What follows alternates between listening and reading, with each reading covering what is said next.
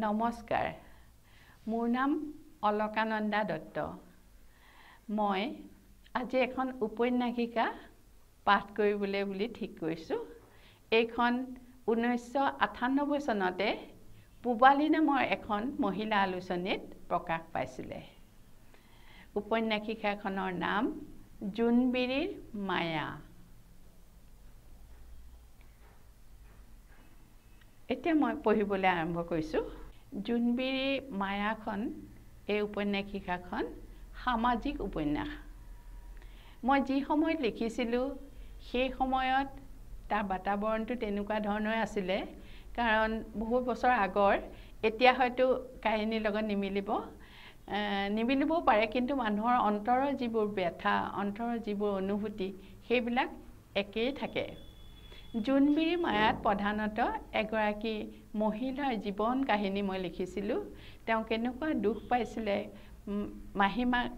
মাহিমাকৰ ছত্ৰছায়াৰ তলত তেওঁ কিমান দুখ পাইছিলে তাৰ পিছত কিন্তু তেওঁ বৰ মানে আধ্যবন্ত পৰিয়াললৈ বিয়া হৈছিলে তাত তেওঁ বৰ সামাজিক মৰ্যাদা পাইছিলে মৰম পাইছিলে সেই তাৰ পিছতো আকৌ যে সামাজিক ইমান মৰ্যাদা পোৱাৰ পিছতো যেতিয়া মৌজাবোৰ উঠি গ'ল তেতিয়া তেওঁলোকৰ অৱস্থা অকমান বেয়া হৈছিলে মই গোটেই কাহিনীবিলাক প্ৰথমৰ পৰা শেষলৈকে লিখিছিলো আৰু তাত বৰ এটা বেলেগ ধৰণৰ এটা মায়াৰ কথা লিখিছিলো সেয়া মায়া হৈছে এডাল জোনবিৰিৰ কাৰণে মায়া মানুহগৰাকী আৰু শেষত কি হ'ল কেনেকৈ তেওঁ জোনবিৰিডাল কাক দিবলৈ ঠিক কৰিলে সেই কথাটো মই লিখিছিলো আৰু সেই সময়ত এই উপন্যাসিকাখন খুব মানুহৰ মাজত সুন্দৰকৈ প্ৰচাৰ হৈছিলে ভাল পাইছিলে জোনবিৰিৰ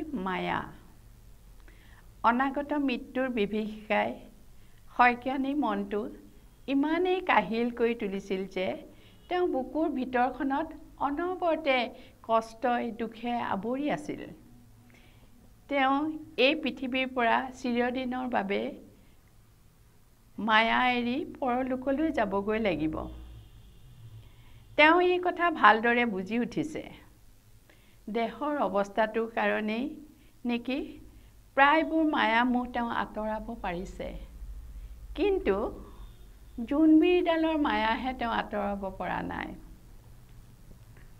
তেওঁ বৰ কষ্ট হৈছে নিৰ্জীৱ বস্তু এপদৰ কাৰণেও মানুহৰ যে ইমান মায়া তেওঁ এনেকুৱা হ'ব নালাগিছিল তেওঁ জানে কিন্তু তেওঁৰ সেই মায়া মোহ আঁতৰাব পৰা নাই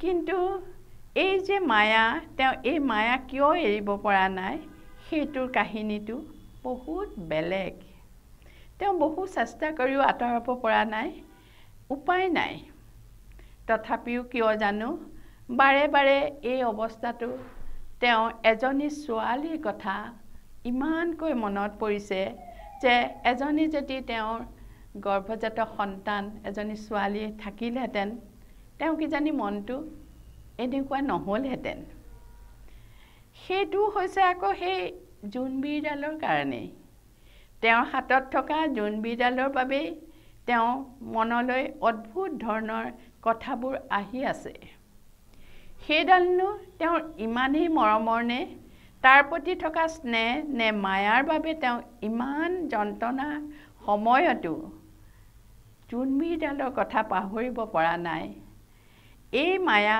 এই মোহ ত্যাগ কৰাৰ বাবে তেওঁ কিয় যে ইমান কষ্ট হৈছে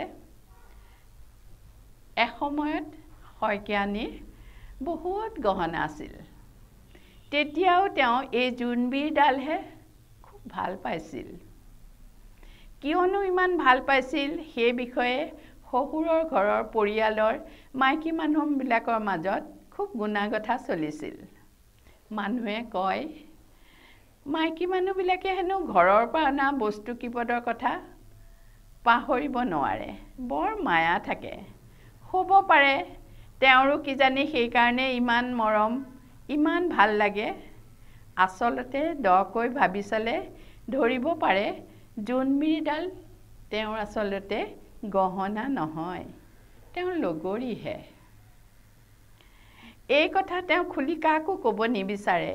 ক'লেও কোনোবাই উপলব্ধি কৰিব পাৰিব জানো? অৱশ্যে এজনৰ অনুভূতি আন এজনে বুজি পোৱাটো বৰ সহজ নহয়। তাৰ মাজত জড়িত হৈ থাকে নিজস্ব ভাৱধাৰণা, পাৰ হৈ অহা জীৱনৰ ইতিবৃত্ত আৰু বহুত কিবা কিবি। শইকীয়ানীৰ দেউতাকৰ ঘৰৰ অৱস্থা বৰ ভাল নাছিল। দেউতাকে খেতি বাতি কৰাৰ উপৰিও সৰু সুৰা কিবা ব্যৱসায় কৰিছিল যদিও একেবাৰে সচ্ছল নাছিল। অভাৱত আছিল তেওঁ সৰুকালছোৱাত। আটাইতকৈ অভাৱ আছিল শইকীয়ানীৰ মাতৃ মৰমৰ।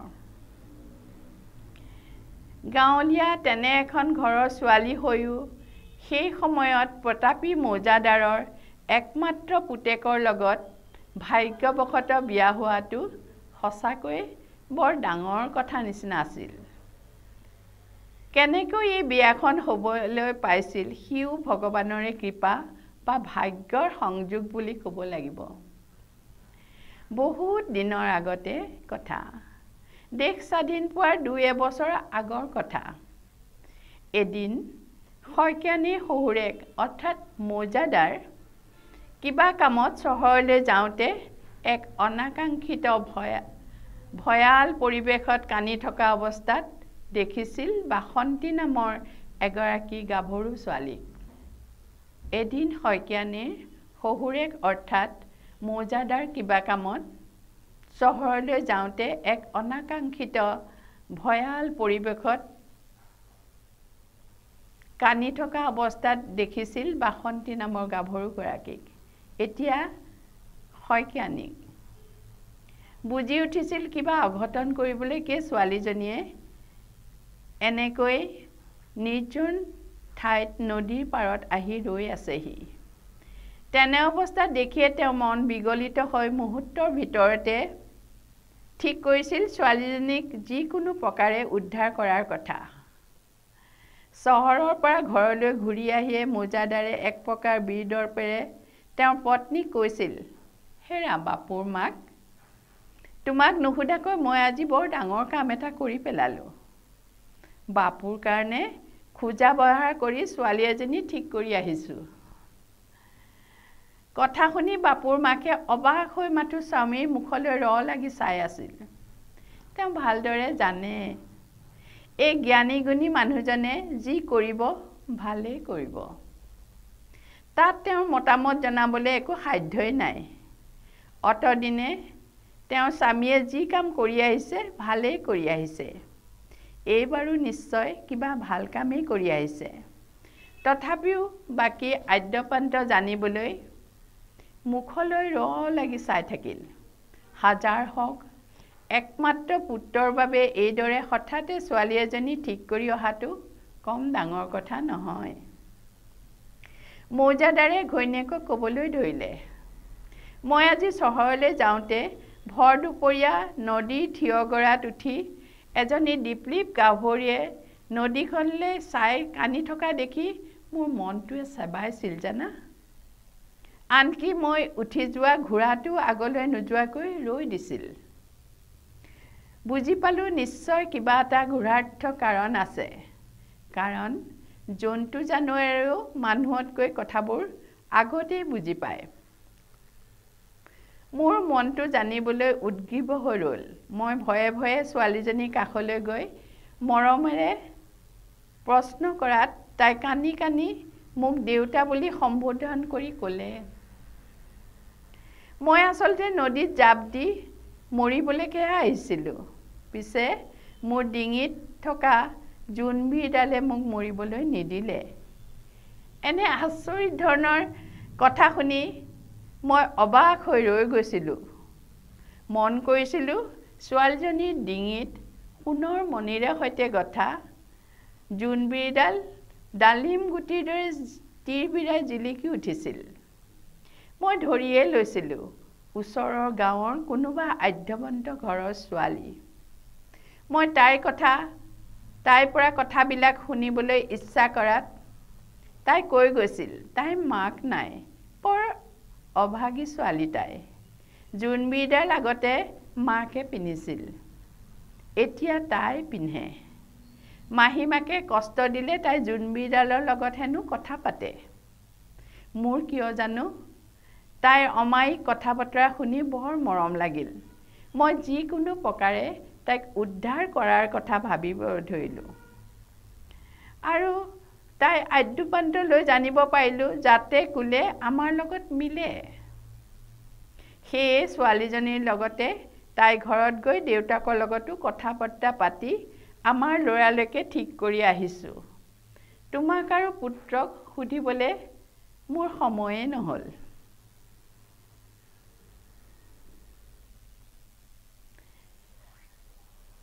তেতিয়া তেওঁ ক'লে শুভ কাম সোনকালে হোৱা ভাল এদিন মহা সমাৰোহে মৌজাদাৰৰ পুতেকৰ লগত বাসন্তীৰ বিয়া হৈ গ'ল তেওঁ আহিয়ে তেওঁলোকৰ ঘৰখন শুৱনি কৰি ধৰিলেহি কাৰণ বাসন্তীৰ নিচিনা সেই অঞ্চলত ধুনীয়া ছোৱালী নাছিলেই বুলিব লাগে মৌজাদাৰৰ পুতেকৰো হৃদয় ৰাজ্যত বাসন্তী আহি প্ৰৱেশ কৰিলেহি একছত্ৰ মৰমৰ ৰাণী হিচাপে একালৰ দুখ মাহীমাকে দিয়া নিৰ্যাতন শহুৰ শাহুৱে দিয়া অকৃপণ মৰম আৰু বোৱাৰী হিচাপে পোৱা স্বামীৰ ভালপোৱাৰ মৰ্যাদাৰ বাবে বাসন্তীয়ে পাহৰি পেলালে অতীতৰ দুখ দুৰ্দশাবোৰৰ কথা শহুৰ শাহুৰৰ মৃত্যুৰ পিছত কালক্ৰমে এই ছোৱালীজনীয়ে শইকীয়ানী নামেৰে পৰিচিত হৈ পৰিল সেই যদি বাসন্তী কালক্ৰমত হাজৰিকানী হ'ল শইকীয়ানী হ'ল শইকীয়ানী বিচনা লোৱাৰ পিছত পৰা জোনবিৰিডালৰ বাবে অতীতৰ কথাবোৰ মনত পৰি থকা হ'ল জোৰোণত মৌজাদাৰৰ ঘৰৰ পৰা তেওঁক বিধে বিধে বহুতবোৰ অলংকাৰ দিছিল সকলোবোৰ দেখি মাহীমাকৰ বৰ ঈৰ্ষা লাগিছিল টেঙৰী মাহীমাকে তাইক ভালৰি লগাই কৈছিল বাসন্তী তোৰে ভাগ্য ইমানবোৰ গহনা জোৰোণত পাইছ তোৰ আগৰ গহনা কিবত ভনীয়েকৰ হাতত দি যাবি ইহঁতবোৰৰ গহনা বুলিবলৈ একোৱেই নাই নহয় তাইৰো আচলতে গহনা বুলিবলৈ মাকৰ চিনস্বৰূপ সেই জোনবিৰিডালহে আছিল যিডাল তাই মাকৰ মৃত্যুৰ দিন ধৰি পিন্ধি আছিল সেইডাল ডিঙিত থাকিলে তাই মাকৰ লগত থকাৰ নিচিনা লাগে তাকো মাহীমাকৰ নিৰ্দেশত খুলি থ'ব লাগিব তাই আমঠু ক'লা পৰি গৈছিল তথাপি তাই মাহীমাকৰ সহায়ত বিচিত্ৰ গহনাবিলাকৰ মাজৰ পৰা জোনবিৰিডাল খুলি হাতত লৈ তাক চাই থাকি হুকহুকাই কান্দি পেলাইছিল তাইৰ কানুনত ৰভাতলৰ ক'ৰবাৰ পৰা কামৰ দিহা দি থকা দেউতাক দৌৰি অহা দি আহি ঘৈণীয়েকৰ ফালে চাই আক্ৰোশেৰে গৰজি উঠিছিল কি হ'ল মোৰ আইজনীক তই কি কৰিলি কিয় তাই ইমানকৈ কান্দিছে বুদ্ধিয়ক ঘৈণীয়েকে তপৰাই উত্তৰ দিলে লোকৰ ঘৰলৈ যাবলৈ ওলাই তাই খুব দুখ লাগিছে বুজিছেনে মৰমতে ভনীয়েকহঁতক জোনবিৰিডালকে দি যাব খুজিছে জোৰোণত তাই ইমানবোৰ গহনা পালে কোনটো দিগিনো পিন্ধিব তাই সুখে দুখে বিব্বল হৈ থকা দেউতাকৰ বুজিবলৈ আৰু বাকী নাথাকিল আচলতে কথাটোনো কি তেওঁ খঙত একো নাই হৈ চিঞৰি উঠিছিল হাৰাম যদি মোৰ ছোৱালীজনীক অতদিনে দুখ দি দি তোৰ সুত নালাগিল আজি জোৰোণৰ দিনাও তাই গাৰ পৰা তই ডকাইত কৰিবলৈ উলিয়াইছ তাই মৰমৰ জোনবিৰিডালো কাঢ়ি ল'ব খুজিছ খবৰদাৰ মোৰ আইজনী গাৰ পৰা এপদো গহনা ল'ব নোৱাৰ এনেকুৱা এটা যে কাণ্ড হঠাতে ঘটি যাব বাসন্তীয়েও মানে শইকীয়ানীয়েও ভবা নাছিল মাহীমাকে সেই ঠাইৰ পৰা উচাত মাৰি আঁতৰি দূৰত গৈ তাইক শুনাকৈ বলকি থাকিল বেটিৰ বৰ বুদ্ধি বাপেকক শুনাবলৈকে ৰাউচীজুৰি কানি দেখুৱাইছে চাম নহয় বিয়াৰ পিছত এইখন ঘৰলৈ বেটিয়ে কেনেকৈ আহে সঁচাকৈয়ে বিয়াৰ পিছত শইকীয়ানীয়ে কোনো দিন মাকৰ ঘৰলৈ আহি পোৱা নাছিল সেইকাৰণে বিয়াখন হৈ যোৱাৰ পিছত মাহেকে পষেকে দেউতাকে আহি তাইক খবৰ লৈ গৈছিলহি শহুৰেকৰ ঘৰত জোৰোণৰ দিনা দেউতাকে তাইৰ হৈ যি পক্ষপাতিত্ব কৰি দেখুৱাইছিল তেনেদৰে তাই জীয়ৰী কালছোৱাত যদিহে দুই এবাৰ তাইৰ হৈ মাত মাতিলেহেঁতেন তেতিয়া তাইৰ জীৱনটো ইমান যন্ত্ৰণাদায়ক নহ'লহেঁতেন মাহীমাকে তাইৰ দেউতাকক একেবাৰে ভেড়া বনাই ৰাখিছিল বহুত পলমকৈহে তাই বুজি উঠিছিল দেউতাকৰ আচলতে তাইলৈ মৰম নথকা নহয় কিন্তু মাহীমাকৰ খামখিয়ালিৰ বাবেহে তেওঁ মৰমখিনি প্ৰয়োগ কৰি দেখুৱাবলৈ ক্ষমতাই নাছিল বেচেৰা দেউতাকটো ইমান অসহায় আছিল তাই সেইদিনাহে প্ৰথম উপলব্ধি কৰিব পাৰিছিল অথচ জীয়ৰী কালছোৱাত তাই দেউতাকৰ প্ৰতিও তৰপে তৰপে ক্ষোভবোৰ জমা হৈ হৈ গৈ আছিল শহুৰেকৰ ঘৰখনত অপৰ্যাপ্ত মৰম পায়ো দেউতাকক তাই কোনো দিন পাহৰিব পৰা নাছিল ঠিক তেনেকৈয়ে বিধে বিধে বহু অলংকাৰ পায়ো তাই পাহৰিব পৰা নাছিল জোনবিৰিডালৰ মায়া এই জোনবিৰিডালৰ বাবে কেতিয়াবা শাহুৱেকে মৃদু ভৎসনাও শুনিব লগা হৈছিল কিমান হেঁপাহেৰে একমাত্ৰ বোৱাৰীকৰ কাৰণে অতবোৰ গহনা গঢ়াই জোৰোণত পিন্ধাই মান মৰ্যাদাই ঘৰলৈ বোৱাৰী কৰি আনিছিল পিছে বোৱাৰীয়েকে মাকৰ ঘৰৰ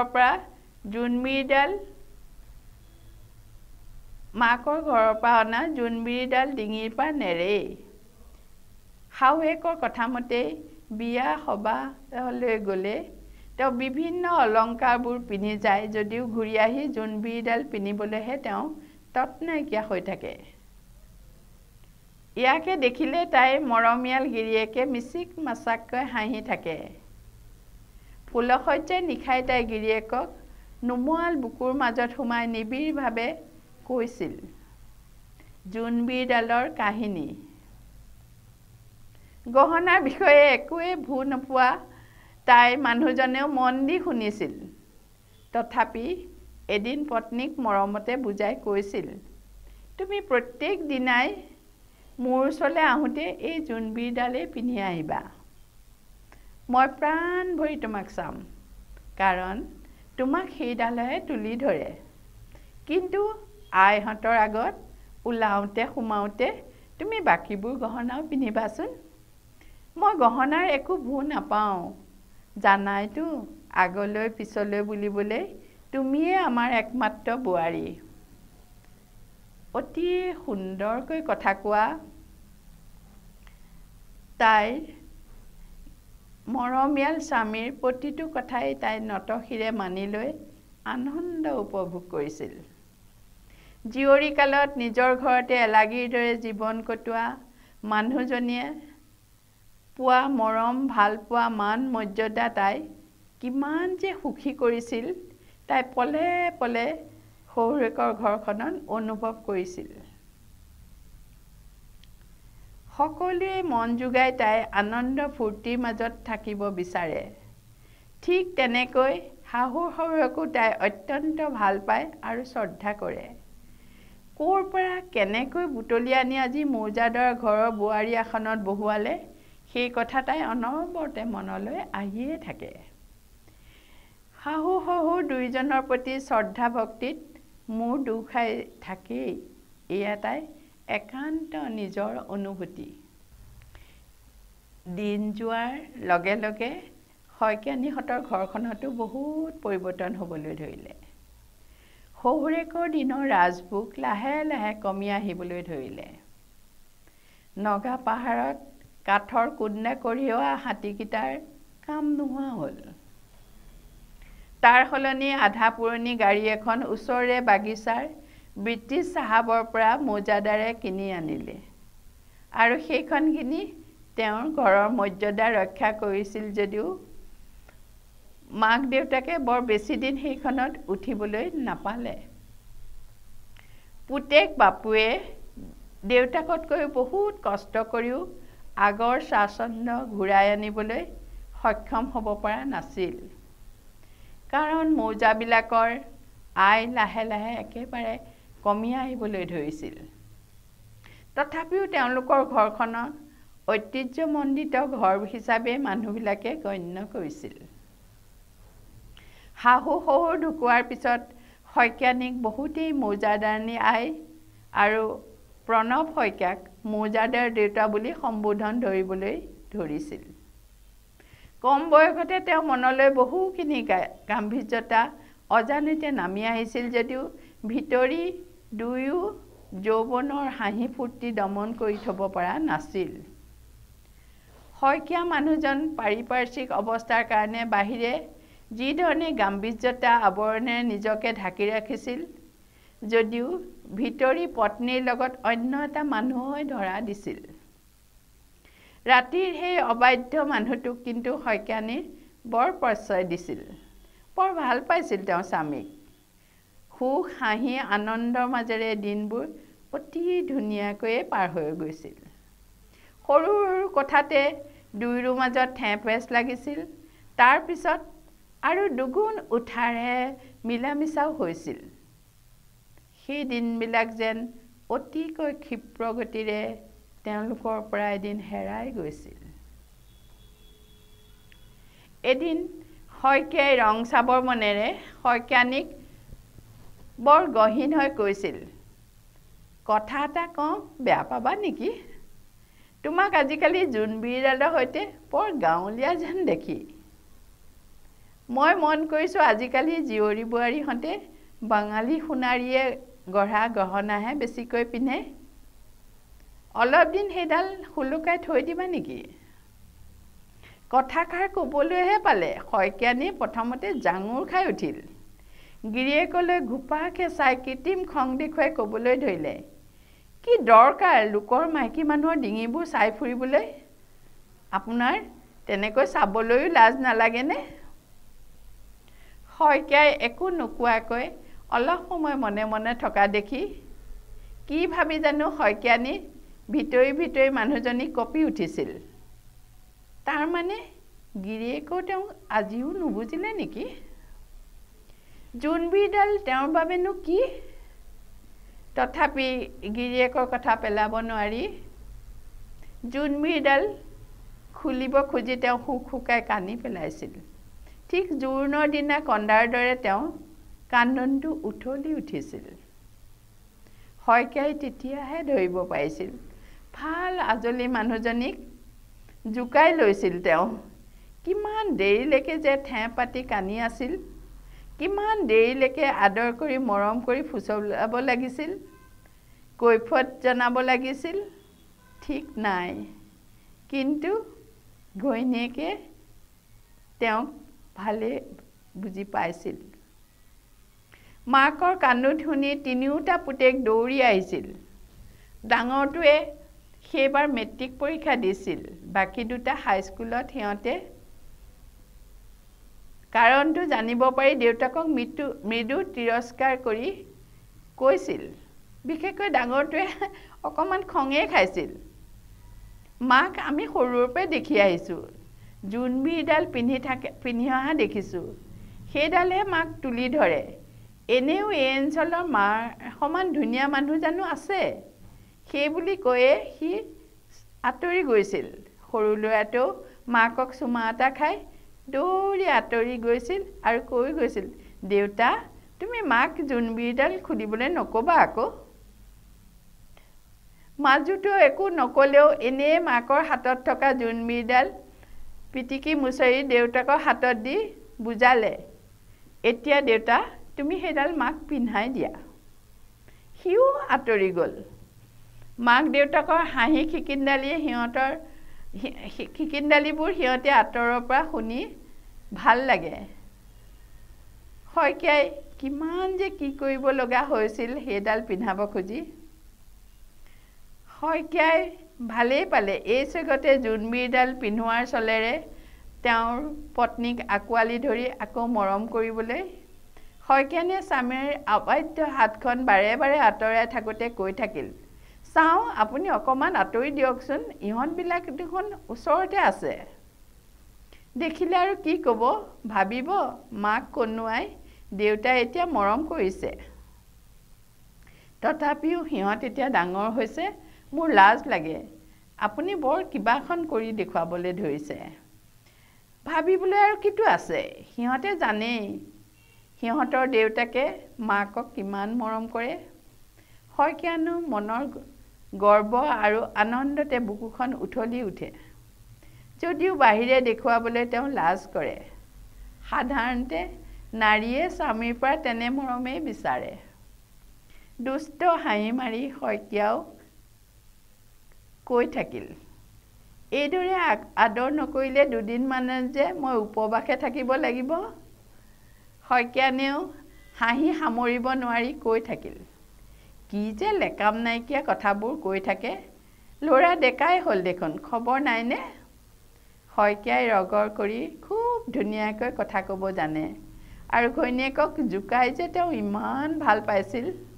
এইদৰে হাঁহি আনন্দৰ মাজেৰে দিনবিলাক গৈ আছিল। হঠাতে কি যে ধুমুহা আহিল মৌজাদাৰৰ পৰিয়াললৈ।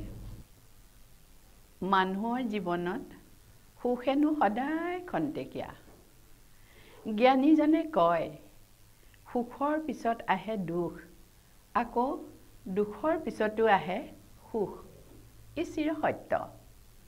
অৱশ্যে মানুহ মাত্ৰেই সুখ বা দুখৰ তাৰতম্য কম বেছি পৰিমাণে হ'ব পাৰে। কোনেও নাজানে কাৰ জীৱনলৈ কেতিয়া সুখ আহিব বা কেতিয়া দুখে ছাতি ধৰিব। তথাপি জীৱনেই। জীৱনৰ কক্ষপথৰ পৰা কোনেও হাত সাৰিব নোৱাৰে। যাৰ যিমানখিনি ভোগ যেনেকৈ পাব লগা আছে তেনেকৈ সেই ভোগ পাবই। কেতিয়াবা এনে হোৱাও দেখা যায়, এক সুন্দৰ পৰিক্ৰমাৰে জীৱনৰ গতি আগবাঢ়ি গৈ থাকোঁতে হঠাতে থমকি ৰ'ব লগা হয়। তেতিয়াই প্ৰশ্ন উঠে, কিয় এনে হ'ল? কিয় এনেকৈ দুখ পাব লগা হ'ল? এনেকৈ কষ্ট পাবলগীয়া কি কাৰণ থাকিব পাৰে? কিয় ভাল মানুহবিলাকে অকাৰণতে দুখ পাব লগা হয়? তেতিয়াই কিছুমানে ক'ব বিচাৰে, এয়া পূৰ্বজন্মৰ কৰ্মফল। আচলতে সঠিকনো কি তাৰ বাবে অতীতৰ পৰা চিন্তা চৰ্চা চলি আহিছে যদিও সঠিক জ্ঞান কোনেও আয়ত্ব কৰিব পৰা নাই। শইকীয়ানীৰ জীৱনতো এনেকুৱাই হ'ল। একেবাৰে কণমান বয়সৰ পৰা সমস্ত জীয়ৰী কালছোৱা দুখ যন্ত্ৰণাৰ মাজেদি পাৰ কৰি আহি কিছু বছৰ স্বামীৰ ঘৰত সুখৰ মুখ দেখিছিলেহে হঠাতে যে কি হৈ গ'ল। মাথো দুকুৰি 5 বছৰীয়া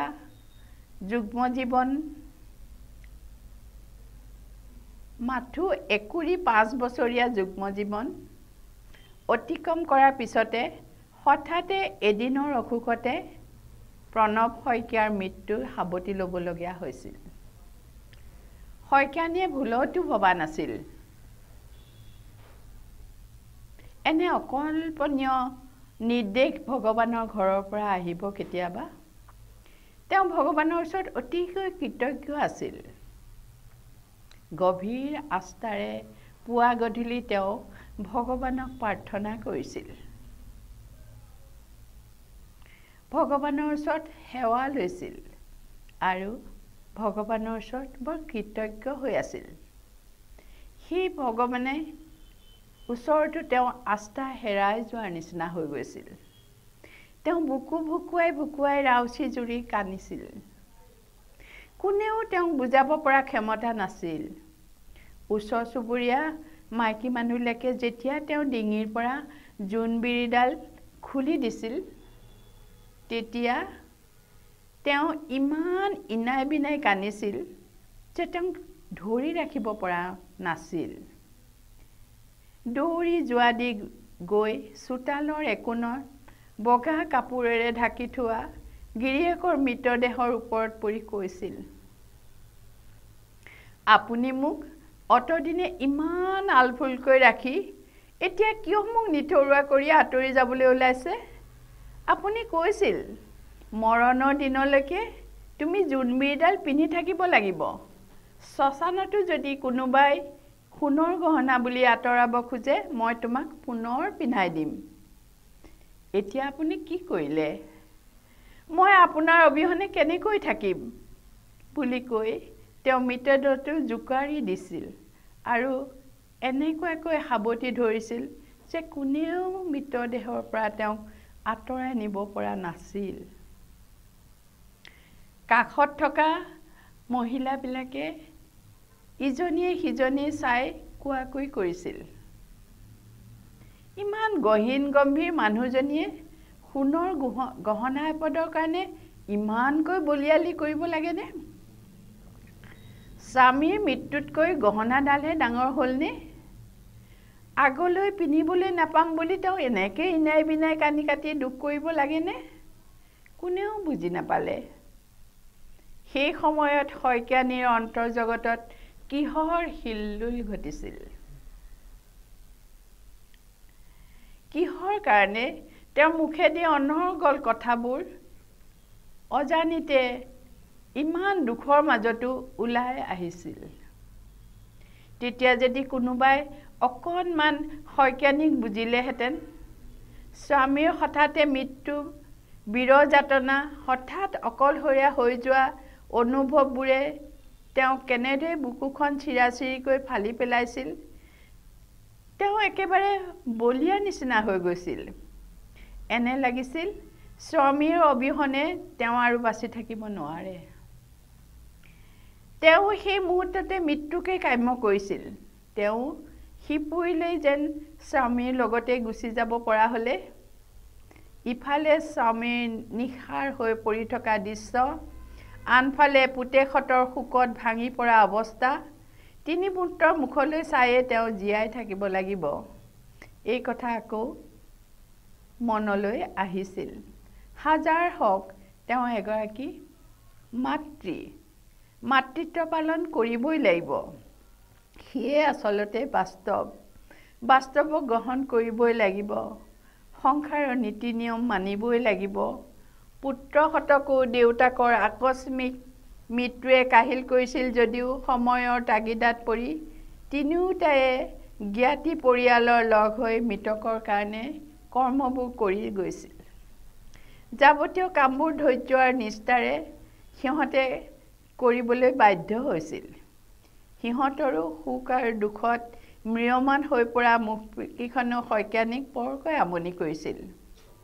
এতিয়াৰ পৰা তেওঁৱে হ'ব লাগিব সিহঁতৰ পিতৃ আৰু মাতৃও। দিন যোৱাৰ লগে লগে শইকীয়ানীয়ে নিজকে আৱিষ্কাৰ কৰিলে এগৰাকী বিধৱা ৰূপেৰে। এই নিষ্ঠুৰ সত্যটো মানি ল'বলৈ তেওঁ বাধ্য হৈ পৰিছিল। দুদিন আগলৈকে তেওঁ আছিল লখিমী স্বৰূপা। মৌজাতৰ প্ৰতিটো শুভ কামতে তেওঁৰ হাতৰে আৰম্ভণি কৰাইছিল। এতিয়া তেওঁ শুভ কামবিলাকৰ পৰা বাদ পৰি গ'ল। স্বামী থাকোঁতে তেওঁ নিজকে ৰাজৰাণীৰ দৰে লাগিছিল। এতিয়া সামাজিক নিয়ম নীতিবিলাকৰ কাৰণে তেওঁৰ মনলৈ দ্বিধাভাৱো আহিবলৈ ধৰিলে। প্ৰতিটো খোজতে বাধাবিলাকে যেন তেওঁক আগভেটি ধৰিলেহি। ভাৰতীয় সমাজত বিধৱা মানেই বগা আৰু একেবাৰে উকা, ক'তো অকণো সাজ সজ্জা কৰিব নোৱাৰে। আইনাৰ আগত উকা কপালখনে, উকা সেৱতাটোৱে তেওঁক যেনেকৈ ইটিকিং কৰিছিল আৰু অতদিনে জোনবিৰিডাল পিন্ধি থকা ডিঙিৰ তলতে বুকুৰ মাজৰ ঠাইখিনি বগা সাজটোৱেও তেওঁক আৰু বেছি বিব্বল কৰি তুলিছিল। সেই বগা পৰি যোৱা সাজটো চুই চুই এইবাৰ তেওঁ গিৰিয়েকক স্মৰণ কৰিছিল।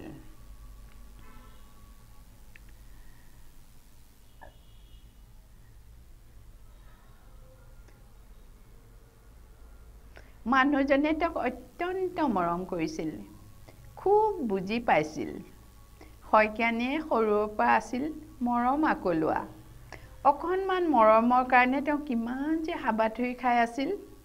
ভগৱানৰ কি ইচ্ছা আছিল, বিয়াৰ পিছৰ পৰা তেওঁ যেন মৰম সাগৰতে বুৰ গৈ আছিল। বৰ সুখৰ অনুভূতি আছিল সেইবোৰ। স্বামীৰ অবিহনে তেওঁ এনে লাগিছিল 25টা বছৰ নহয় যেনিবা 25টা দিনহে অতিবাহিত কৰিছিল। কি সুমধুৰ আছিল সেই দিনবিলাক। মৃত্যুৰ মাথো কেইদিনমানৰ আগতে শইকীয়াই কিছু অদ্ভুত কাণ্ড কৰিছিল। তেওঁ যেন মৃত্যুৰ কিবা আগলি বতৰাহে পাইছিল, অথচ তেওঁৰ কোনো বেমাৰ আজাৰো ধৰা পৰা নাছিল। এদিন শুবৰ সময়ত শইকীয়ানীক বুকুৰ একেবাৰে কাষলৈ আনি কৈছিল, বাসন্তী, মোৰ সোণজনী, মোৰ দৃষ্টিত জোনবিৰিডালৰ সৈতে তুমি ইমান অপূৰ্ব সুন্দৰী। তোমাৰ সমান ধুনীয়া মই জানা কাকো নেদেখোঁ। জোনবিৰিডালৰ অবিহনে তোমাক কেনে দেখাব কেতিয়াবা মই কল্পনা কৰি চাওঁ। কথাষাৰ শুনি শইকীয়ানী জিকাৰ খাই উঠিছিল। তেওঁ কৈছিল, ইমান অমংগলীয়া কথাবোৰ নক'বচোন। আপুনি দেখোন মোৰ জোনবিৰিডাললৈ থকা মায়া দেখি কৈছিল তোমাৰ মৃত্যুৰ দিনালৈকে তুমি জোনবিৰিডাল পিন্ধি থাকিবা। শ্মশানতো যদি সোণৰ অলংকাৰ বুলি কোনোবাই সুলকাই দিব খোজে মই তোমাক আকৌ পিন্ধাই দিম। তেনেকৈ কোৱা মানুহজনে এতিয়া এইবোৰ কি আবুল ডাবুল বকিছে। সেইজন মানুহে বাৰু ভৱিষ্যতে কি ইংগিত পাইছিল? কিয় স্বামীয়ে সেইদিনা তেনেকৈ কৈছিল? এতিয়া স্বামী নাই। পুতেকহঁতে তেওঁৰ ভাৱ প্ৰৱণতা উপলব্ধি কৰিব নোৱাৰে। তেওঁৰ এনে লাগে জোনবিৰিডালতেই গঠা আছে তেওঁৰ মাক দেউতাক আৰু স্বামীৰ স্মৃতি। যদিও সেইডাল এতিয়া সোমাই আছে তাতো মাকৰ ঘৰৰ পৰা যৌতুকত অনা ট্ৰাংকৰ মাজত এটা টেমাৰ ভিতৰত। তেওঁ সেইডাল চাবলৈ বৰ ভয় লাগে। স্বামীৰ মৃত্যুৰ পিছত শইকীয়ানীয়ে মহৰীৰ সহযোগত মাথো 2টা বছৰ দিন ধৰি বৰ কষ্টৰে মৌজাখন চলাইছিল। পিছে অনভিজ্ঞতাৰ ফলত বহুবোৰ বেমেজালিত পৰিব লগা হোৱাত চৰকাৰৰ ঘৰত গতাই দিবলৈ বাধ্য হৈছিল। কাৰণ কলেজত পঢ়ি থকা পুতেকহঁতেও মৌজাখন চলোৱাৰ অপাৰগতা ঘোষণা কৰি দিছিল। তাৰ পিছৰ বছৰতে শইকীয়ানীৰ ডাঙৰ ল'ৰাই BA পাছ কৰিয়েই লাগি ভাগি চৰকাৰী অফিচ এটাত কেৰাণী চাকৰিত সোমাইছিল। তাৰ পিছৰজনো পুত্ৰয়ো ককায়েকক অনুসৰণ কৰি কেৰাণী চাকৰিত যোগদান কৰিছিল। তেওঁলোক ভাই ককাই দুয়োজনে ঠিক কৰিলে যে সৰু ভায়েকক পঢ়ুৱাব। সি পঢ়াটো বৰ চোকা। সি যিমানলৈকে পঢ়ুৱাব পাৰিলে ঘৰখনৰ মৰ্যাদা বাঢ়িব। নহ'লে কেৰাণী চাকৰিত সোমাই দুয়োটাই অলপ মৰ্যাদা হানি হোৱাৰ নিচিনাও ভাবিছিল। সৰু ভায়েকে MA পাছ কৰাৰ পিছত চাকৰিৰ বাবে বাহিৰলৈ নগৈ স্থানীয় কলেজত শিক্ষকতা চাকৰিত সোমাইছিল। শইকীয়ানীয়েও ভালেই পাইছিল, ঘৰৰ ল'ৰা ঘৰতে থাকিব। এসময়ত মৌজাদাৰৰ ঘৰৰ মান মৰ্যাদা প্ৰতিপত্তি বহুখিনি হ্ৰাস পালেও শইকীয়ানীৰ কাৰণে পুত্ৰহঁতে যৌথভাৱে কিছু ঐতিহ্য বহন কৰি ঘৰখন চলাই থাকিব পাৰিছিল। সময়ত দুয়োজন পুত্ৰই বিয়া বাৰু কৰালে। শইকীয়ানীৰ স্বভাৱৰ বাবেই ঘৰখনৰ পুত্ৰ বোৱাৰীৰ সৈতে সমিল মিলেৰে স্বাভাৱিক গতিৰে চলি থাকিবলৈ ধৰিলে। শইকীয়ানীয়ে নাতি নাতিনীৰো মুখ দেখা পালে। সিহঁতবিলাকৰ লগত ধেমালি ধুমুলা কৰি দিনবিলাক অতিবাহিত কৰিলেও বুকুৰ ভিতৰৰ শূন্যতা কোনেও নজনাকৈ বহু পৰিমাণে থাকিয়ে গ'ল। এসময়ত শইকীয়ানীয়ে ভাবিছিল সৰু পুতেক হিচাপে তেওঁ কণমইনাৰ বিয়াতে জোনবিৰিডাল দি দিব। কিন্তু তেওঁ সময়ত তাকো দিব নোৱাৰিলে। আগৰ দুয়োটা পুতেকৰ বিয়া পাতোতে তেওঁ জোৰোণত পোৱা গহনাবিলাককে ভঙাই পতাই গঢ়াই দিছিল। এইবাৰো সৰু পুতেকৰ বিয়াত যি আছিল তাকেই কৰিলে। কণমইনাৰ বিয়াৰ সময়ত দুয়োজনী বোৱাৰীয়েকে কৈছিল, আয়ে চাগৈ জোনবিৰিডাল সৰু পুতেকৰ কাৰণে থৈ দিছে নহয়নে? ভালেই হ'ব, আজিকালি জোৰোণত পুনৰ পুৰণা গহনা দিয়া নিয়ম হৈছে নহয়। শাহুৱেকে একো ক'ব নোৱাৰা দেখি সিহঁতে মুখ চোৱাচুই কৰি আঁতৰি গৈছিল। শইকীয়ানীয়ে এটা কথা ভাবি আচৰিত হৈছিল, বোৱাৰীহঁতে বাৰু জোনবিৰিডালৰ কথা কেনেকৈ জানিলে? কাৰণ সিহঁত দুয়োজনেই এইখন ঘৰলৈ অহাৰ আগতেই দেখোন সেইডাল তেওঁ ডিঙিৰ পৰা খুলিবলগীয়া হৈছিল। তাৰমানে জোনবিৰিডালৰ কথা পুতেকহঁতেও পাহৰা নাই আৰু সিহঁতেই বোৱাৰীহঁতকো জোনবিৰিডালৰ কথা কৈছে নিশ্চয়। সেইদিনা তেওঁ দুপৰীয়া অকলশৰীয়া নিজম পৰিৱেশত ডাঙৰ টিঙৰ ট্ৰাংকটো খুলি কাপোৰৰ মাজৰ পৰা এটা সৰু টেমা উলিয়ালে। তাতে কপাহৰ মাজত অতি সযতনে জোনবিৰিডাল থৈ দিছিল। টেমাৰ হাতফৰটো খুলি দিয়াৰ লগে লগে ৰঙা ডালিমগুটীয়া বাখৰ খটোৱা জোনবিৰিডাল আকাশৰ কাচি জোনটোৰ দৰে জিলিকি আছে। লগে লগে তেওঁৰ মণিকোঠাৰ দুৱাৰ এখন এখনকৈ খোল খাবলৈ ধৰিলে। মাকৰ মৃত্যুৰ পিছত ওচৰ চুবুৰীয়া মানুহবিলাকে কেনেকৈ তাইৰ ডিঙিত সেইডাল পিন্ধাই দিছিল, কেনেকৈ জোৰোণৰ দিনা সেইডাল মাহীমাকে খুজিলত দেউতাকে দপদপাই উঠিছিল। গিৰিয়েকে বিয়াৰ পিছত ডিঙিৰ জোনবিৰিডালৰ ঠিক তলতে বুকুৰ মাজত তেওঁ সদায় এটা চুমা খাইছিল। সকলো দেখোন তেওঁৰ মনতেই আছে। তেওঁ খুব ঘন ঘনকৈ উশাহ টানি বুকুৰ অকণমান ওপৰত জোনবিৰিডাল পিন্ধি থকা অংশটো চাই নিজেই আলফুলকৈ চুই চালে।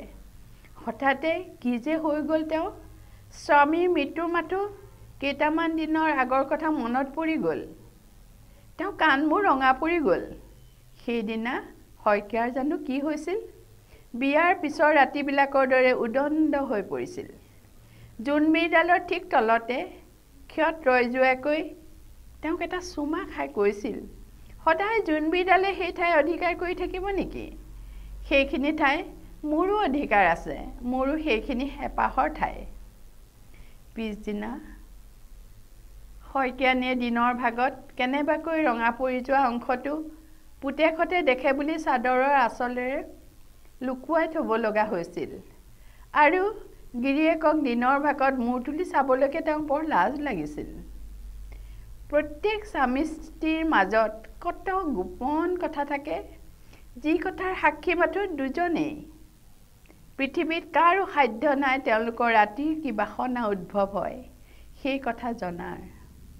স্বামী স্ত্ৰীৰ মাজত যিমানেই অৰিয়া নালাগক, দুয়ো দাবী ধমকি ব্যৱহাৰ নকৰক, মাত বোল নোহোৱাকৈ থাকক, তথাপি এজনৰ মৃত্যু হ'লে আনজনে সেইবোৰকে কেতিয়াবা নিৰলে পাগুলি পাগুলি থাকি আমেজ অনুভৱ কৰে।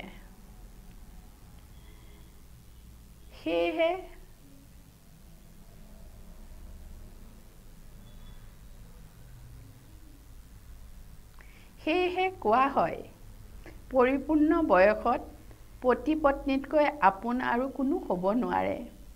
ঠিক সেইদৰে শইকীয়ানীও কিমানবোৰ প্ৰেম প্ৰীতি মৰম ভালপোৱা স্বামীৰ ৰাতিৰ কিছু নিষিদ্ধ আচৰণ হৃদয়ৰ অতল গহ্বৰত সাঁচি থোৱা আছে, যি কথা তেওঁ কাকো কেতিয়াও ক'ব নোৱাৰে, মাথো হৃদয়েহে অনুভৱ কৰিব পাৰে।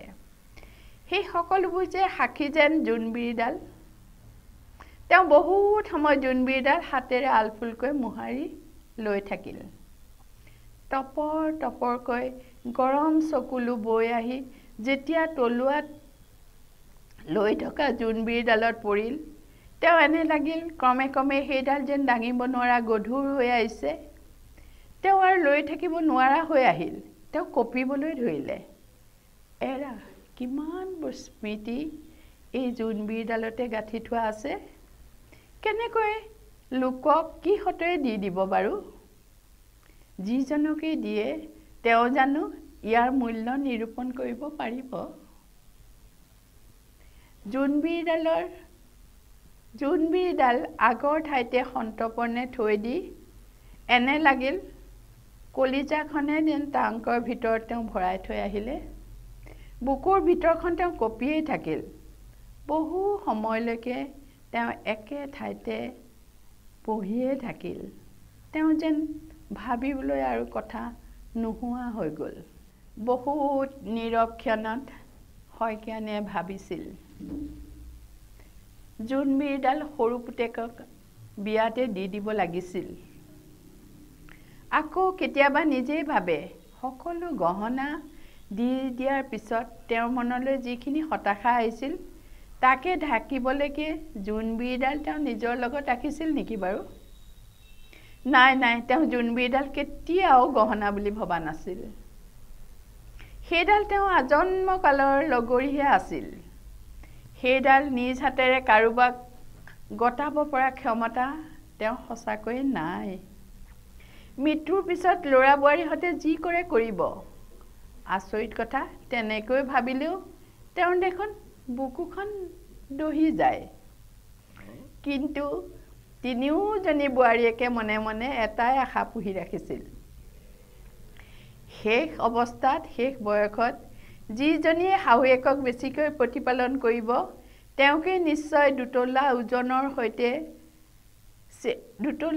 ওজনৰ চেইনডালৰ সৈতে জোনবিৰিডাল দি থৈ যাব। এটা সৰু সুৰা সম্পত্তিয়ে বুলিব পাৰি সেইডালনো নিজৰ কৰি কাৰ পাব মন নাযাব বাৰু? যদিহে শাহুৱেকক মন ভুলাব পাৰে, যিগৰাকীয়ে পাৰে তাইতো অধিকাৰ কৰিব। কাৰণ তিনিওজনী বোৱাৰীয়েকে নিজৰ স্বামীৰ পৰা জোনবিৰিডালৰ কথা শুনিছিল। সেইডাল নিজৰ ভাগলৈ আনিবলৈ এটা শীতল প্ৰতিযোগিতাহে তিনিওজনীৰ মাজত চলি আছিল।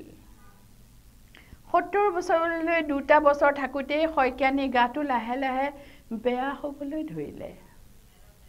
তেওঁ ভালকৈ খাব নোৱাৰা হ'ল। অলপ জোৰ কৰি খালে উকালি আহিব খোজে। তেওঁ লুকাই লুকাই বমি কৰি থাকে। তেওঁৰ ইচ্ছা পুতেক বোৱাৰীহঁতে যেন তেওঁ অসুখৰ কথা একো গম নাপায়। তেওঁ কাকো অসুবিধাত পেলাব নিবিচাৰে। কিন্তু পিছলৈ তেওঁ লুকুৱাই থ'ব নোৱাৰা হ'ল।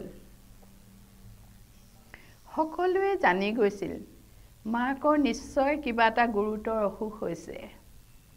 পুতেকহঁতে জোৰ কৰি মাকক ডাক্তৰক দেখুৱাইছিল। বহুত পৰীক্ষা নিৰীক্ষাৰ পিছত ডাক্তৰে যিটো অসুখৰ কথা কৈছিল তাকে শুনি ঘৰখনৰ সকলো মানুহে হতভম্ব হোৱাৰ দৰে হৈছিল। আৰু বাৰুকৈয়ে ভয় খাইছিল। ইফালে ঘৰখনৰ মানুহবিলাকে কোনেও নজনাকৈ শইকীয়ানীৰ অসুখটোৱে ভিতৰখন বাৰুকৈয়ে খোপনি পুতি ধৰিছিল। আজিকালি প্ৰায়বিলাক মানুহৰে হোৱাৰ দৰে শইকীয়ানীৰো অতিকে যন্ত্ৰণাদায়ক অসুখ কেঞ্চাৰ হৈছিল। ইতিমধ্যে চিকিৎসা কৰাৰ দিন হেনো উকলি গৈছিল।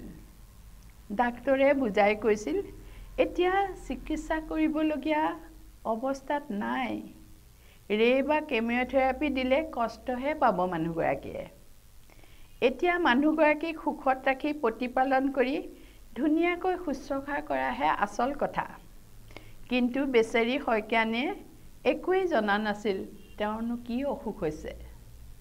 মাথো ভাবিছিল তেওঁ আৰু বেছিদিন জীয়াই নাথাকে।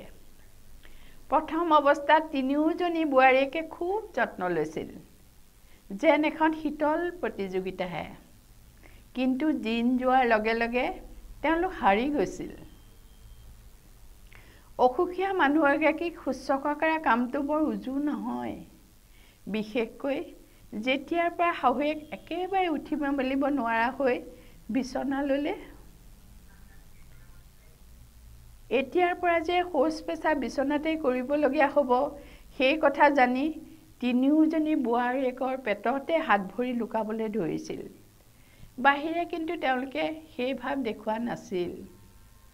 তেওঁলোকে যিমান পাৰে শাহুৱেকৰ লগত ভালকৈ কথা বতৰা পাতি আছিল। নিজৰ মনৰ ভাৱ কোনেও দেখুওৱা নাছিল। শইকীয়ানীয়ে অনবৰতে ভাৱলেহীন দৃষ্টিৰে দূৰলৈ চাই থাকে। তেওঁৰ মনে এই সীমাৰ সিপাৰে আন এখন কোনেও নজনা নেদেখা ঠাইলৈ গতি কৰিছে। দিবা স্বপ্ন দেখি থকাৰ দৰে তেওঁ কেতিয়াবা লাগে। কেতিয়াবা শহুৰ শাহুৱেকক দেখে, কেতিয়াবা দেউতাকক দেখে, কেতিয়াবা নিজৰ স্বামীক দেখিবলৈ পালে তেওঁ চিঞৰি উঠে। মুখেৰে অজানিতে ওলাই আহে, আপুনি মোক নিবলৈ আহিছে? আপুনি মোক এতিয়া লৈ যাবনে? মই গৈ আছোঁ। আপোনাৰ লগতে মই গৈ আছোঁ। মই আপোনালোকৰ ওচৰতে গৈ থাকিমগৈ। তাকে দেখি বোৱাৰীহঁতে মুখ টিপা টিপি কৰি হাঁহে। এইবোৰ আকৌ নতুনকৈ শাহুৱায়ে কি এক্টিং কৰিবলৈ ধৰিছে। প্ৰথম অৱস্থাত মাজনীকৈ চিঞৰ বাখৰ লগাইছিল। এতিয়া আকৌ মৃত মানুহবিলাকক দেখি থকাৰ দৰে কথা কৈ থাকে, যেন এখন নাটকহে কৰি আছে। এই নিমাখীন মানুহজনীনো কি হৈছে বাৰু? সঁচাকৈয়ে তেওঁ কিবা দেখি থাকে নেকি? অনবৰতে তেওঁৰ চকুৰেদি পানী নিগৰি বৈয়ে থাকে। তাকে দেখিলে তেওঁলোকৰ অৱশ্যে দুখো নলগা নহয়, চিন্তাও লাগে। হাজাৰ হওক নিজৰে শাহুৱেক, দায়িত্ব এতিয়া তেওঁলোকৰ ওপৰতে পৰিছে। নমৰালৈকে প্ৰতিপালন কৰি বচাই যে ৰাখিবও লাগিব। বোৱাৰীকেইজনীয়ে বহুত কষ্ট কৰিও সেই কথা মনৰ মাজত দমাই থৈছিল। সেইখিনি কষ্ট কৰিবলৈকে তেওঁলোক অপৰাগ আছিল। তেনেও নহয়, বিশেষকৈ হগা মোটা চফা কৰিবলৈ তেওঁলোকৰ যে মন নাযায় সেইটো কথা তেওঁলোকে ইজনীয়ে সিজনীক নকলেও এটাইকেইজনী ধৰা পৰিছিল। সেয়েহে বহুত চিন্তা কৰি শাহুৱেকক প্ৰতিপালন কৰিবলৈ এজনী বয়সীয়াল মানুহ ঠিক কৰাৰ কথা ভাবিলে। শীঘ্ৰে খা খবৰ কৰি এজনী মানুহ পাইছিল যদিও তাইক 1500কৈ টকা দিব লাগিব বুলি কোৱা শুনি তেওঁলোকে ভয় খাই গৈছিল। সিমানখিনি টকা কেনেকৈ দিব? গুণাগঠা কৰি থাকোঁতেই আন এজনী 13-14 বছৰীয়া ছোৱালীৰ খবৰ পালে। তাই আগতে 2-3 বছৰমান মানুহে ঘৰত আছিল। ল'ৰা ছোৱালীৰ হগা মোটা ধুৱাই লালন পালন কৰিছিল হেনো। কিবা কথাত বেয়া পাই ছোৱালীজনী পুনৰ ঘৰলৈ গুচি আহিছিল। গাঁৱলীয়া দুখীয়া মানুহৰ ঘৰৰ ছোৱালী, নাম তাই ভাদৈ। তাইৰো মাক নাই। মাহীমাকৰ নিষ্ঠুৰ ব্যৱহাৰে তাইক অতিষ্ঠ কৰি তুলিছিল। বাপেকেও মৌজাদানী আই খবৰটো শুনি সেইখন ঘৰতে তাইক গতাবলৈ বুলি লৈ অহাত সকলোৱে স্বস্তিৰে নিশ্বাস পেলাইছিল। দৰমহা পাতিৰ কথা সোধাত হাত দুখন মোহাৰি মানুহজনে কৈছিল, নিয়মমতে এইহেন দেৱীতুল্য মানুহৰ কাৰণে একোৱেই ল'ব নালাগিছিল। তথাপিও আপোনালোকে সুধিলে যেতিয়া কওঁ বাৰু, দিব আৰু কিবা 500-600 মান টকা। আটাইকেইজনী বোৱাৰীয়েকে যেন হাততে স্বৰ্গখন ঢুকি পালে। তেওঁলোকে একেমুখে সন্মতি জনাই দিলে। পিছত তিনিওগৰাকীয়ে ঠিক কৰিলে যে প্ৰত্যেককে শাহুৱেকৰ কাৰণে 200-200কৈ খৰচ কৰি মুঠ 600 টকা গোটাই বাপেকক মাহেকৰ মূৰত দিব। সেইখিনি দিবলৈ কাৰো অসুবিধা নহ'ব। ভাদৈক তিনিওগৰাকী বোৱাৰীয়ে বৰ সাদৰে আদৰি লোৱা দেখি তাইৰো ভালেই লাগিল। লগতে বুঢ়ী মানুহজনীকো শুশ্ৰূষা কৰিবলৈ পাই তাই বেয়া নালাগিছিল। তাই অহাৰ পিছৰ পৰা শইকীয়ানীৰ কিবা এটা পৰিৱৰ্তন হোৱা দেখিবলৈ পাই পুতেকহঁতৰো মনবোৰ কিছু মুকলি হ'বলৈ ধৰিলে। তেওঁলোকৰ মাকৰ কাৰণে অনবৰতে দুখ লাগিয়ে আছিল। কামৰ বাবে বাহিৰত থকা সময়খিনিয়ে তেওঁলোকে অস্থিৰতাত ভুগিব লগা হৈছিল। এতিয়া মাকৰ ওচৰত বহি থাকিলে মাকৰ অসহায় অৱস্থাটো যেন দেখিবলৈ নাপায়। তেওঁলোকে ভাবে এনেকৈ যদি মাক আৰু অলপ দিন থাকে থাকক। বোৱাৰীহঁতেও বেমাৰীয়ে খাব পৰা পথ্যৰ দৰে আহাৰ যোগাৰ কৰি আনে। মানুহগৰাকীয়ে আগৰ দৰে অনীহা নকৰি মুখখন মেলিও দিয়ে, কিন্তু বহুদিন পনীয়া আহাৰকে খাই থকাৰ বাবে ইচ্ছা কৰিও ভালকৈ গিলিব পৰা নাছিল। চৰচনি খাই বা বমি কৰি সকলোবোৰ উলিয়াই দিবলগীয়া হয়। তথাপিও ভাদৈয়ে অতি তৎপৰতাৰে চাফ চিকুণ কৰি মানুহগৰাকীক প্ৰতিপাল কৰি থাকে আৰু শইকীয়ানীয়েও কৃতজ্ঞতাৰে তাইলৈ চাই থাকে মাথো। তেওঁ বহুত কথা ক'বলৈ থাকি যোৱা যেন লাগিলেও তেওঁ ক'ব নোৱাৰে। ভাদৈয়ে কেতিয়াবা বৃদ্ধ মানুহগৰাকীকো আঁকোৱালি লৈ নিচুকনি গীত শুনায়। আমাৰে মইনা শুবয়ে, বাৰীতে বগৰী ৰুবয়ে। মানুহগৰাকী নিতাল মাৰি শুই থাকে। তাই বৰ ভাল লাগে। এনেদৰে যদিহে আইৰ যন্ত্ৰণাবোৰ তাই ৰোধ কৰিব পাৰে, আই চাগৈ বহুত দিন বাচি থাকিব। তেতিয়া তাইও নিৰ্বিঘ্নে আৰু বহুত দিন এইখন ঘৰতে থাকিব পাৰিব। মাথো 13-14 বছৰীয়া ছোৱালীজনী আহি শইকীয়ানীৰ সমস্ত দায়িত্ব লোৱাৰ পিছৰ পৰা ঘৰখনৰ পৰিৱেশটোৱে বহুত বেলেগ হৈ সলনি হ'বলৈ ধৰিলে। পুতেকহঁতৰ মুখলৈও যেন পানী আহিল। তেওঁলোকে স্বস্তি অনুভৱ কৰিছিল। বোৱাৰীয়েক তিনিওজনীয়ে মনলৈ কিছু শান্তি আহিছিল। নহ'লে অযথা শাহুৱেকৰ কাৰণে অশান্তিয়ে মনবোৰ কাহিল কৰি ৰাখিছিল তেওঁলোকক। হাজাৰ হওক নিজৰে শাহুৱেক, যেনে তেনেকৈতো ৰাখিব নোৱাৰি। এইখন ঘৰৰ মৰ্যাদা বুলিও এটা কথা আছে। ইফালে নিজৰ নিজৰ মানুহখিনিক দেখুৱাই বোৱাৰী হিচাপে কৰ্তব্যও কৰিব লাগিব। নিজৰ নিজৰ মানুহকেইজনক দেখুৱাই মাজে মাজে তেওঁলোকে তিনিওজনীয়ে লাগি টনা আজোৰা কৰি পেচাব কৰি থোৱা বিচনা চাদৰ সলাবলগীয়াও হৈছিল। যি কাম তেওঁলোকে একেবাৰে নোৱাৰাতহে আগতে কৰিছিল। এতিয়া চাফ চিকুণকৈ থোৱা শাহুৱেকক দেখি তেওঁলোকৰো ভাল লাগে। কোঠাটোত পেচাবৰ এতিয়া একেবাৰে গোন্ধেই নাইকিয়া হ'ল। কি উৎকট গোন্ধ তেওঁলোকে সহিব লগা হৈছিল। এতিয়া সময়ে সময়ে কোঠাটোলৈ গৈ খা খবৰ কৰিলেই তেওঁলোকৰ লেঠা মৰে যেন অনুভৱ হৈছিল। তেওঁলোকে বহুত সকাহ পোৱাৰ দেও পাইছিল।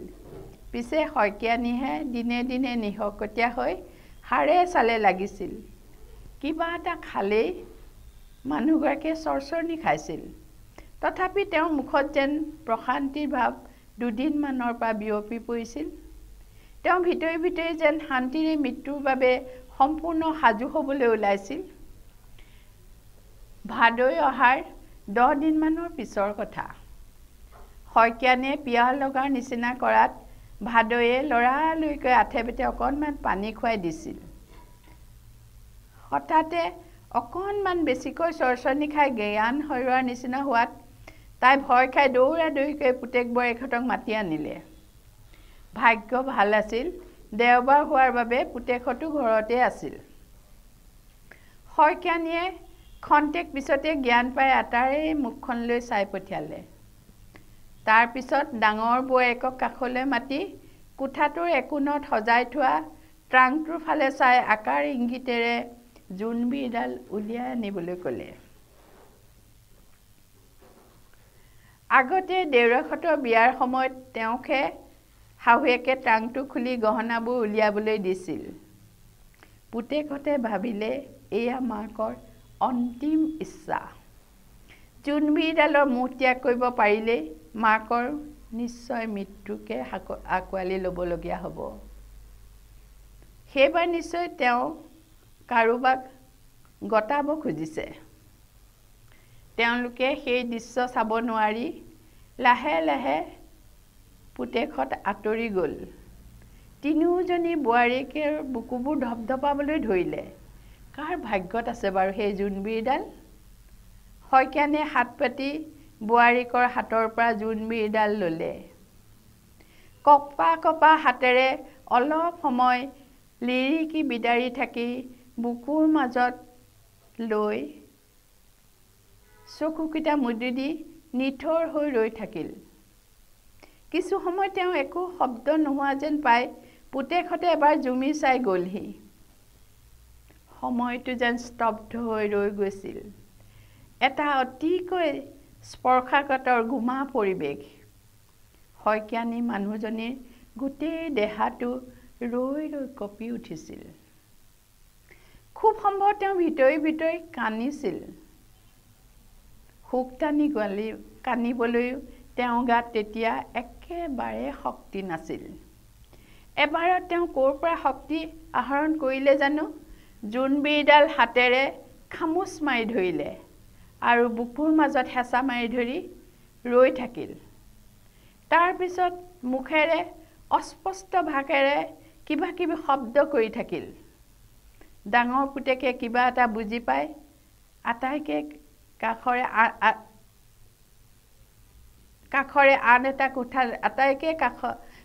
আন এটা কোঠালৈ মাতি নি কালে। আয়ে, বহুত দিনৰ আগতে দেউতাক কোৱা শুনিছিলোঁ, মোৰ মৃত্যুৰ পিছত সোণৰ অলংকাৰ বুলি যদি কোনোবাই খুলি দিয়ে আপুনি আকৌ মোক পিন্ধাই দিব দেই। মই সেইডাল শ্মশানলৈ পিন্ধি যাব খোজোঁ। আই, নিশ্চয় এয়াই শেষ ইচ্ছা আছিল। দেখা নাই তেওঁ বুকুৰ মাজত কেনেকৈ খামোচ মাৰি জোনবিৰিডাল ধৰি আছে? ভায়েককেইটাৰ ফালে চাই ক'লে, তহঁতৰ জানো মনত নাই দেউতাই আইক কিমান মৰম আৰু আদৰৰ মাজত ৰাখিছিল? আইৰ প্ৰতিটো কথাই দেউতাই বৰ প্ৰাধান্য দিছিল। আমি আটাইয়ে আইৰ ইচ্ছা পূৰ্ণ কৰিবলৈ যত্ন কৰিব লাগিব। এতিয়া সময় হৈছে। তাৰপিছত তেওঁলোকে নিজৰ ঘৈণীয়েকহঁতৰ ফালে চাই কৈছিল, বিশেষকৈ ডাঙৰজনে কৈছিল, তুমিয়েই ডাঙৰ বোৱাৰী হিচাপে সেইডাল আইক পিন্ধাই দিয়াগৈচোন। তিনিওজনী বোৱাৰীয়ে অনিচ্ছা স্বত্বেও উঠিবলৈ যো-জা কৰি থাকোঁতেই মনেৰে ভাবি আছিল, বুঢ়ীৰ জোনবিৰিডাললৈ সঁচাকৈয়ে বৰ হেঁপাহ। ইমাননো মোনে জোনবিৰিডাল? সেইডাল আমিবোৰ কোনোবাই পোৱা হ'লেও পোকৰ লাগিব। সেইডাল কোনেও ল'ব নোৱাৰি দেই। মৰণৰ শেষ মুহূৰ্তলৈকে কেনেকৈ সেইডাল সাৱটি আছে। নিজৰ জোনবিৰিডাল ইমানেই মায়া আছেনে? এনেকুৱা মায়া থকা বস্তু কোনেও ল'ব নোৱাৰি দেই। তিনিওটা পুতেকৰ সুখে দুখে বুকুকেইখন বেজাৰত দহি থাকিবলৈ ধৰিলে। সিহঁতৰ মাকৰ পুৰণি দিনৰ কথাবিলাক মনলৈ আহি থাকিবলৈ ধৰিলে। এতিয়া হাড়ে চালে বিছানাতে লাগি যোৱা মানুহজনী এটা সময়ত সিহঁতৰ চকুত কিমান অপূৰ্ব আছিল, কিমান ধুনীয়া আছিল মাকজনী, সেই নিপুতল দেহাৰ মানুহজনী। তাতকৈ যেন ধুনীয়া মানুহ পৃথিৱীত আৰু কোনেও নাছিল। সেই অঞ্চলতো মাকৰ সমান ধুনীয়া নাছিল বুলি সকলোৱে অৱশ্যে কোৱাকুয়ো কৰিছিল। বিয়া সবাহলৈ পিন্ধি উৰি ওলালে দেউতাকে মাকক কেনেকৈ জোকাইছিল, কেনেকৈ পিছৰ পৰা লাগি চাই আছিল। কথাবিলাক সিহঁতৰ চকুৰ আগত আহি ভুমুকি মাৰি ধৰিছেহি। আজি বুকুত এডোখৰ শিল বহুৱাই সিহঁতে সেইগৰাকী মাককে বিদায় দিবলৈ ওলাইছে। সৰুতে মাকৰ মৰমীয়াল স্বভাৱটোৱে সিহঁতক কেনেকৈ আৱৰি আছিল। পুত্ৰ স্নেহ তেওঁ কিমান বাউলী আছিল। বিচনা লোৱাৰ পিছত সিহঁতৰ মুখলৈ কেনেকৈ মৰমেৰে চাই থাকিছিল। কিমানবোৰ খবৰ যেন তেওঁলোকৰ আগা-দেয়া কৰিবলৈ ধৰিছিল। আজিৰ পৰা তেওঁলোক তিনিওটাই মাতৃহাৰা হ'বলৈ ওলাইছে। কেনে নিদাৰুণ মানুহৰ জীৱন গাথা। তিল তিলকৈ মাক নিঃশেষ হৈ যাবলৈ ওলাইছে। কিমান দুখজনক কথা। তিনিওটাৰ মুখলৈ তিনিওটাই চাব নোৱাৰা অৱস্থা হ'বলৈ ধৰিলে। বোৱাৰী কেইজনৰ অৱশ্যে চকুত পানী নিগৰিলেও জোনবিৰিডাল মৰণমালা হিচাপে পিন্ধাবলৈ তেওঁলোক অপৰাগ আছিল। কাৰণ ভয় লাগিছিল পিন্ধোৱাৰ লগে লগে যদি হঠাৎ মৃত্যু হয় আন এটা কোঠালৈ গৈ সৰু সৰুকৈ মেল মাৰিছিল আমাৰ কিজনে দেখোন অন্তিম সময় আহি পালেহি বুলি চিঞৰ বাখৰ লগাবলৈ আৰম্ভ কৰি দিলেই কোনে জানে আৰু দুদিনমানো থাকিবও পাৰে এনেকুৱা অসুখত জীৱটো হেনো বৰ লেকেতিয়া হয় মৰণৰ দিনলৈকে জোনবিৰিডালৰ ইমান মায়া আৰু দুদিনমান বাচি থাকিবও পাৰে পিছে ইমান মায়া ভাল নহয় এজনীয়ে হলাগিলে এৰা হয় অৱশ্যে আমি আৰু এনেকুৱা মায়া কেতিয়াও দেখাও নাছিলোঁ শুনাও নাছিলোঁ জোনবিৰি এডাললৈ ইমান মৰম লাগিব লাগেনে এনেতে শইকীয়ানী কোঠাৰ পৰা এটা উৎকট চিঞৰ আহি পৰিছিলহি আই আই আই এতিয়া আপুনি কি কৰিছে এই আপুনি কি কৰিছে মোক জোনবিৰিডাল নালাগে আই সেইডালেৰে মই কি কৰিম